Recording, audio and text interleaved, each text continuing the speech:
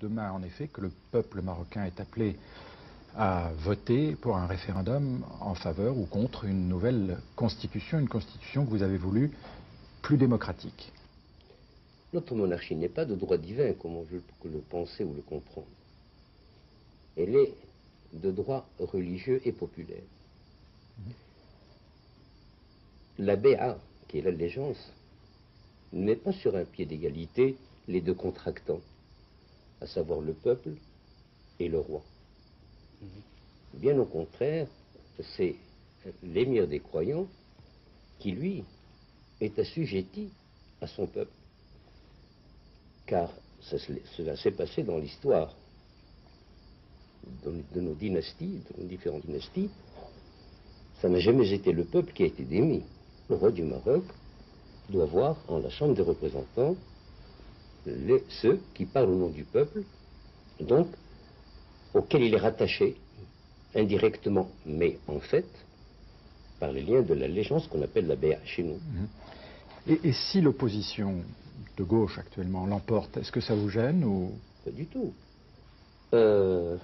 Moi, je n'ai aucun problème, quelle que soit la majorité qui l'emporte, car la personne du roi n'est pas mise en équation ni dans les élections législatives, ni dans les communales. Le roi n'est pas élu par une partie ou désigné par une partie des Marocains contre une autre partie des Marocains. Au contraire, ça pourrait peut-être mettre un peu plus de saveur dans, si le cas se présentait. Majesté, certains partis politiques ont appelé à la non-participation, Oui. on a vu ça dans les journaux. L'opposition a critiqué dans le passé la manière de déroulement de certaines élections. Est-ce que aujourd'hui, comme on le lit dans la presse marocaine, vous leur donnez des garanties? Sur le plan de l'éthique, j'aurais préféré qu'ils aillent jusqu'à dire non, ou proposer le non. Car à ce moment-là, s'ils l'avaient emporté, et si le non l'emporte, 100 fois sur le métier, remettez votre ouvrage. Je reprendrai la Constitution et je verrai quels ont été les points critiquables ou non acceptés. En ce qui concerne les élections, je puis vous assurer que toutes les précautions, toutes les mesures ont été prises pour qu'elles se déroulent le plus normalement. Car en définitive, il faut que l'on sache une chose. C'est que la concentration historique et coutumière et traditionnelle d'un certain nombre de pouvoirs entre les mains des rois du Maroc ont fait que chaque fois que quelque chose n'allait pas, ils étaient mis en cause. Bon.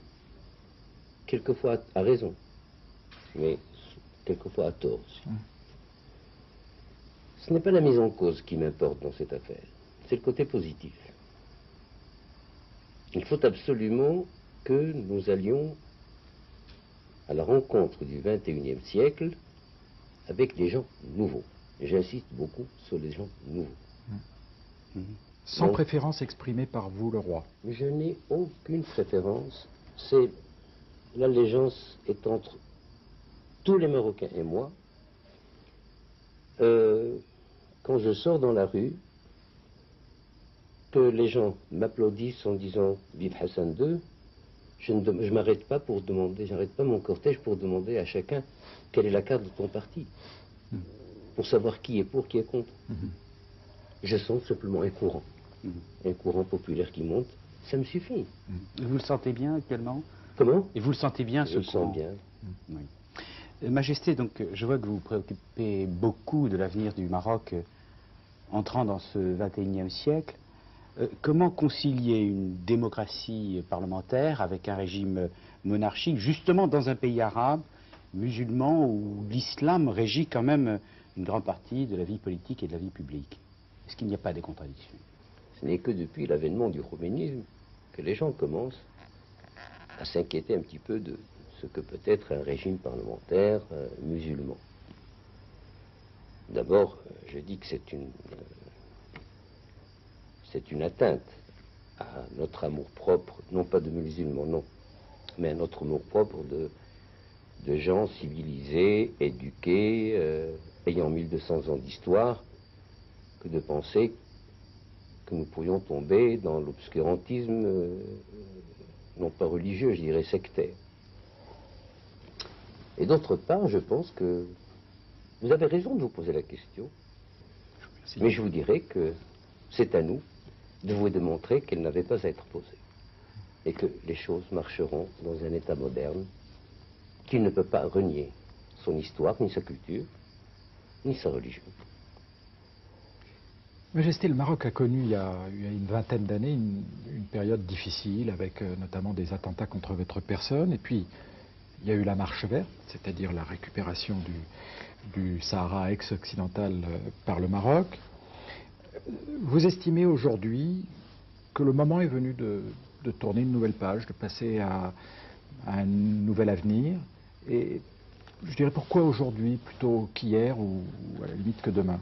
Qu'est-ce qui se passe aujourd'hui? Vous savez, aujourd'hui c'est le fils d'hier. Donc ce n'est pas seulement aujourd'hui que je pense à affronter le 21e siècle. Mais il est certain que plus les années passent, plus le 21e siècle se rapproche. Donc nous devons se passer en surmultiplier. Nous devons assurer notre intendance, notre logistique humaine, notre logistique en idées, en planification, bien que je donne au mot planification l'étude à moyen et long terme. Et le poids des épreuves, le poids du passé, comment est-ce que vous le prenez en compte? Vous savez, ce que vous évoquiez tout à l'heure, que j'ai oublié, sur le plan historique, naturellement, on en parlera. Mais ça n'a pas été le fait d'un peuple, ou le fait d'une partie d'un peuple. Ça a été le fait de quelques brutes qui ont su attirer autour d'eux quelques brutes. Et ça n'a pas dépassé cela. J'imagine que ça doit être quand même traumatisant, que c'est quelque chose qui... Non Oh ben naturellement que c'est stressant. Si je vous disais le contraire, vous ne courriez pas. C'est stressant. Majesté, dans le préambule de la Constitution, il est inscrit et même souligné, puisque c'est en caractère gras, Oui. Le Maroc réaffirme son attachement aux droits de l'homme tels qu'ils sont universellement reconnus. Oui. C'est de votre part une volonté de tirer un trait sur le passé, sur ce que l'on a dit parfois? Oui, effectivement. Parce qu'en définitive, je ne suis pas d'un naturel tyrannique, les Marocains non plus. Je pense qu'il y a eu effectivement quelques dépassements, incontestablement. Et dans mon esprit, le mot dépassement n'est pas un euphémisme. Juridiquement, un dépassement, c'est quelque chose d'assez sanctionnable. Il y a eu des dépassements, mais je dois dire par négligence ou par oubli, plutôt que par volonté de nuire.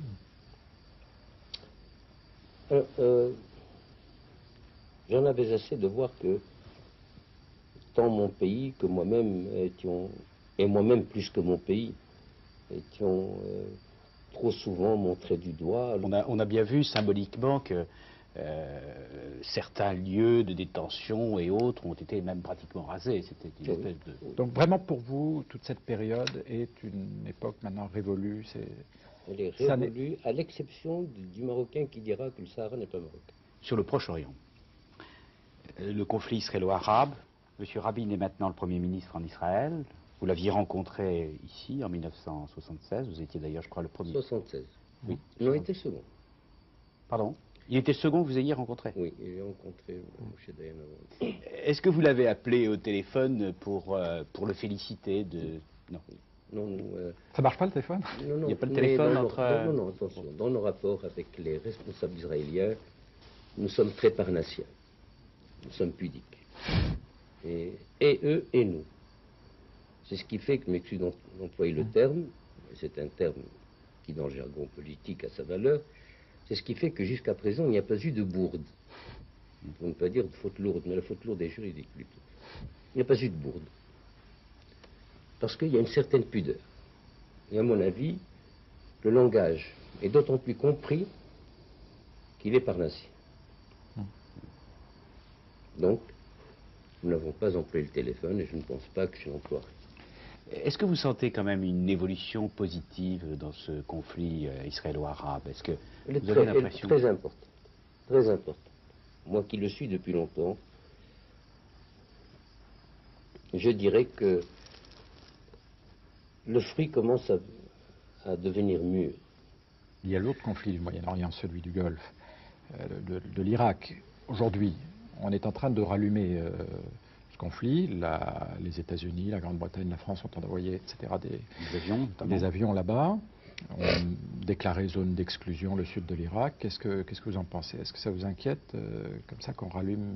Il faut faire le distinguo. Je pense que l'Irak a tout intérêt à obéir aux résolutions des Nations Unies. Donc je conseillerais fermement au président Saddam de s'incliner devant les résolutions du Conseil de sécurité. Ça c'est important. Le deuxième point, c'est la partition de l'Irak en trois. Je pense qu'il n'est pas de l'intérêt, ni de l'intérêt de personne, même du monde arabe. Il ne faut pas donner l'habitude aux grandes puissances qu'elles peuvent diviser les peuples en deux ou en trois, même en Europe. Et ça risque de se produire en Europe aussi. Tout à fait. Mais le président Saddam se doit d'obéir aux résolutions des Nations Unies. S'il ne le fait pas, il expose son peuple au pire des catastrophes.